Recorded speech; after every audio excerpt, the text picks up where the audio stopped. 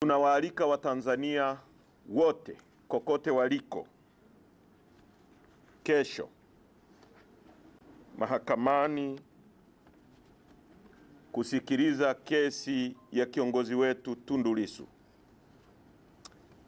Na tunawaomba jeshi la polisi na vyombo vya dola vya Tanzania wasifanye fujo kwa mtu yoyote, kwa sababu makusudi yetu ya kuja kwenye kusikiliza kesi ya kiongozi wetu ni makusudi ya amani, kwa sababu hii ni kesi iko kwenye mahakama ya wazi, na sheria zetu kifungu cha 186, kesi inapokuwa kwenye mahakama ya wazi ni kesi kwa ajili ya public na public isikilize. Hii ni kesi kubwa, ni kesi yenye public interest, ni kesi ambayo hukumu yake ni kunyongwa mpaka kufa. Kwa hiyo hatutaki ifanyike gizani. Tunahitaji hii kesi iwe wazi kwa kila mtu, vyombo vyetu vya dola vikae pembeni, na tunaiomba mahakama itoe spika nje, Watanzania wapate nafasi ya kusikiliza. Watakao kosa nafasi wasikilize kinachoendelea ndani ya mahakama, kwa sababu Lissu ni kiongozi mkubwa wa upinzani, na huwezi kumtry kama unatry tu mtu ambaye amefanya kesi ya uhalifu wa kuku. Na itashangaza sana kama hawa watu watakuwa wamekosa tolerance. Nimemsikia Charamira, ndugu Charamira, mkuu wa mkoa wa Dar es Salaam, anaongea, anapiga kifua. Nimemsikia RPC Mliro anapiga kifua. Mahakama sio sehemu yao, hawezi kuipangia mahakama nini ifanye.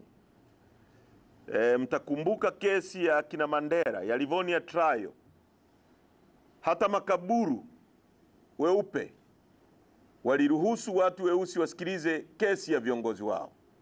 Haiwezekani nchi yenye uhuru miaka 63 leo viongozi weusi wenzetu mkamate mtu wamwekee kesi ya bogus, kesi ya uongo, kesi ya kijinga kabisa kwa lugha sahihi, ya treason, kesi ya kisiasa ambao wamemwekea uhaini wa kisiasa, kujaribu kumnyamazisha kwa misimamo yake ya kisiasa, alafu wazuie hata wanaompenda kuja kuisikiliza. Kwa hiyo hilo ni jambo la kwanza. Lakini juu ya hilo pia tunaitaka serikali na tunamtaka Rais Samia, kwa sababu hii kesi ni yake, aiondoe hii kesi mahakamani, wamfutie Lissu kesi ya uongo ya uhaini, kwa sababu Lissu sio muhaini. Huwezi kufanya uhaini kwa raia ambaye hajawahi kuwa mwanajeshi, hana kikundi chochote cha kijeshi anachokiongoza. Hawawezi kuithibitisha popote. Mwisho wa siku itakuwa kesi kama ya Freeman Mbowe. Na ni ajabu kwamba chini ya utawala wa Rais Samia kwa miaka 4 ya kwake amejaribu kuwafungulia viongozi wa chama hiki kesi mbaya. Alijaribu kumfungulia kesi ya ugaidi mwenyekiti Mbowe ambaye hukumu yake ni kunyongwa mpaka kufa. Amejaribu tena kumfungulia Lissu kesi ya uhaini ambayo hukumu yake vile vile ni kunyongwa mpaka kufa. Chini ya miaka 4 tu ya kwake, viongozi wa chama kikuu cha upinzani chini ya utawala wake wanafunguliwa kesi 2 za uongo. Kwa hiyo hii kesi iondolewe mahakamani, Lissu arudi mtaani, tuendelee na shughuli zetu kama zilivyopangwa. Kwa hiyo hilo linahusiana na kesi, na tunasisitiza wanachama wetu na Watanzania wengine wote waje mahakamani. Jambo la pili ni operation yetu ya no reforms no election. Bila mabadiliko hakuna uchaguzi. Itaendelea kama ilivyopangwa kuanzia tarehe 3 mwezi Mei, na tutakuwa na timu 2 kama zilivyokuwa awali. Timu moja itaongozwa na katibu mkuu na timu nyingine nitaiongoza mimi. Tutaendelea na operation kuanzia kanda ya kati, kwa maana ya mikoa ya Morogoro, Dodoma na Singida kuanzia tarehe 3. Baada ya hapo tutaendelea na mikoa ya kanda ya magharibi, Katavi, Kigoma na mikoa mingine ya kanda magharibi. Na katika hilo tumeona dalili za kuanza vitisho. katika kujaribu kuzuia operation hii isiendelee. Ndio kama kile kilichojitokeza jana, ambapo sisi tuliandika barua tarehe 16 ya kuwataarifu polisi juu ya mikutano yetu. Tumefanya maandalizi kwenda Kariakoo kuzungumza na Watanzania ambao pia wengi wana matatizo. Tulipofika eneo la mkutano, polisi wakaja na barua kutuzuia eneo la tukio. Tumewapelekea barua siku 6 zilizopita. Jana tarehe 22 tukiwa kwenye eneo la tukio, wanakuja kutuzuia. Wamefanya fujo, wamenikamata mimi, wamekamata walinzi wangu, wameondoka na sisi, mimi na pamoja na katibu wa idara Elizabeth Mambosho. Wamezunguka na sisi kwenye gari. Wametuambia kwanza tumeenda kituo cha polisi Msimbazi, wametuchukulia pale kwenye gari ya Hilux. Wametoka na sisi, wamepita, kulikuwa na jam sana. Wakatuelekeza kwamba wanatupeleka kituo cha polisi Central. Tumefika Central, wakakunja, wakaingia barabara ya mwendo kasi. Tumekwenda mpaka Kisutu, wakaoda ving'ora vyote vya magari tulivyokuwa navyo vizimwe. Tukashika hiyo barabara ya kuja kama tunakuja Jangwani, tukapita kwenye mwendo kasi. Nikajua labda wanatupeleka Mburahati. Tumefika Magomeni hapo, wakakunja, tukaingia kama tunakuja makao makuu ya zamani Kinondoni.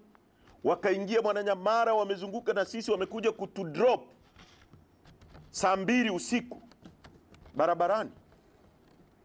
Sina simu, sina pesa, sina mawasiliano, wametushusha barabarani. Paka mimi nikajiuliza, au ni watu walikuwa wamepanga, kwa sababu hii ni abduction.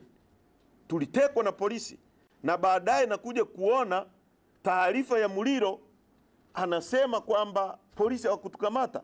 Sasa nyie jiulizeni, kama mimi ni kiongozi wa chama, nimekamatwa mchana, vyombo vya habari vikiwepo, Watanzania wakiwepo, picha zimeonekana nikiwa kituo cha polisi Msimbazi, tulikuwa na watu wa Jambo TV na baadhi ya watu tuliongozana nao kwenda pale.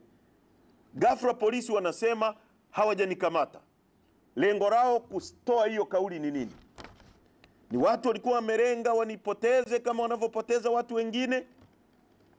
Hili ni swali ambalo linahitaji kujibiwa. Wakati huo huo, RC anasema wako na mimi, RPC anasema hawako na mimi. Hii ni serikali ambayo haiko coordinated. Haiwezi kuwaongoza Watanzania. Serikali ya aina hii tuko kwenye autopilot. We are captured as a country, tuko kwenye matatizo. Na Watanzania lazima muelewe hili.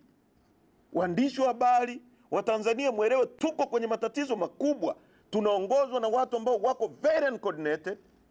Mambo ya nchi yanajiendea, huyu anatoa tamko, huyu anatoa, kila mtu ni kambale.